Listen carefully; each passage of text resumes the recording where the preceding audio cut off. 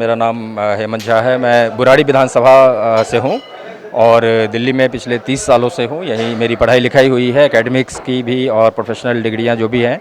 मैं देश से बाहर भी 2-3 साल रहा हूँ और उसके बाद यहाँ पर मैंने कई सामाजिक संगठन बनाए हैं जो कि हमारी जो रीजनल भाषाएँ होती हैं, जो संस्कृति है, सभ्यताएँ हैं, उन सब का संरक्षण का काम करती हैं।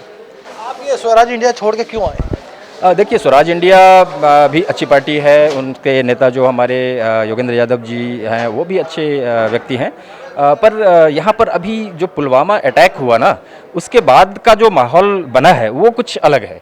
क्योंकि उस अटैक के बाद हमें सबको, चाहे वो कोई भी पार्टी हो, कोई भी व्यक्ति हो, सबको सिर्फ नेशन फर्स्ट की बात होनी चाहिए थी, जो कुछ पार्टियों ने नहीं दिखाया। यानी कि जब वो सबूत मांगते हैं, जब वो इस तरह की बातें करते हैं, तो हमारी सेना के शौर्य पर या हमारे देश की जो शान है उसके खिलाफ लगता है। तो हमने ये डिसीज़न लिया कि नहीं, हम ऐसे ही पार्टियों के साथ, ऐसे ही लोगों के साथ काम करेंगे जिनके अंदर देशभक्ति रग रग में दौड़ रहा हो और जिनको अपने सेना पर, अपने लोगों पर पूरा विश्वास हो और नरेंद्र मोदी जी पर विश्वास हो। और देश को ज़रूरत है, नरेंद्र मोदी की ज़रूरत है देश को। उसके बाद फिर ठीक है, अगर सब कुछ आ जाएगी पटरी पर, उसके बाद फिर देखा जाएगा। लेकिन ये 5 साल जो है, ये तो निहायत 400 क्या 450 के पार हो जाए तो मज़ा आ जाएगा। क्या लगता है आपको पाकिस्तान से लोहा लेने में मोदी ही सक्षम है?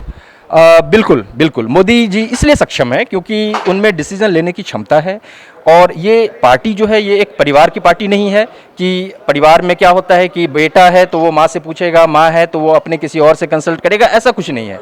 ये एक देश की पार्टी है, भारतीय जनता पार्टी, जहाँ पर अटल जी जैसे लोग रहे हैं, जहाँ पर हेगडेवार जैसे, जहाँ पर श्यामा प्रसाद मुखर्जी जैसे लोग रहे हैं।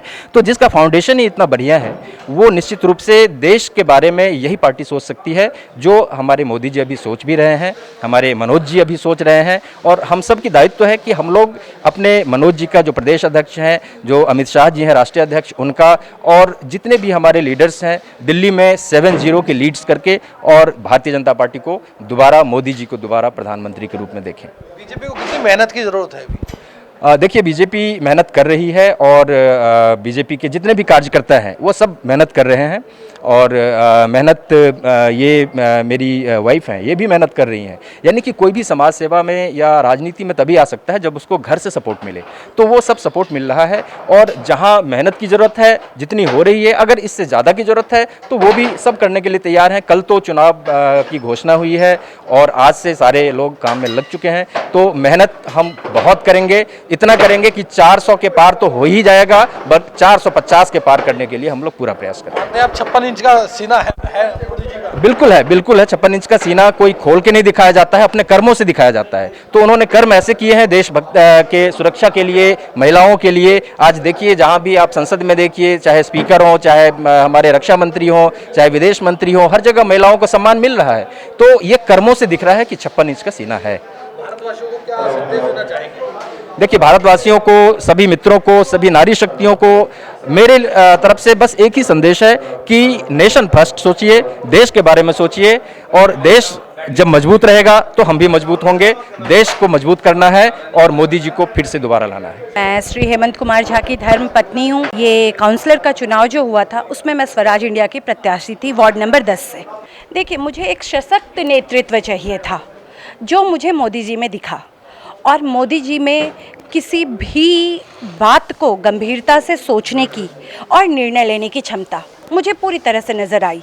इस वजह से मैंने बीजेपी में दोबारा ज्वाइन किया, क्योंकि हम अगर अपने देश के लिए कोई डिसीज़न लेना है तो ये हम, आप या कोई नहीं ले सकते। एक सशक्त नेतृत्व ही है जो ले सकता है।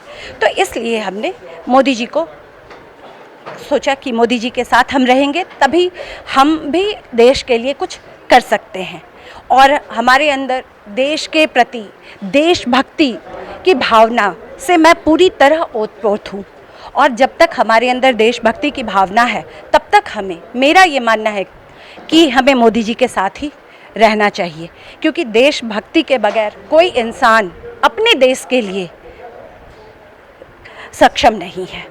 कि मैं देश को बस एक ही चीज़ कहना चाहूँगी, देशवासियों को, आप ये देखिए कि आप जिस देश में रह रहे हैं, उसका नेतृत्व, उसका शीर्ष नेतृत्व आपके लिए क्या कर रहा है।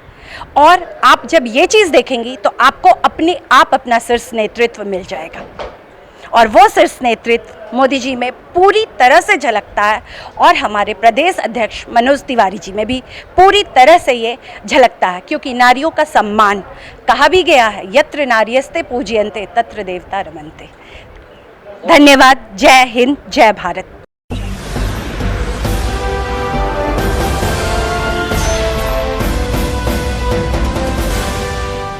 सब्सक्राइब करें।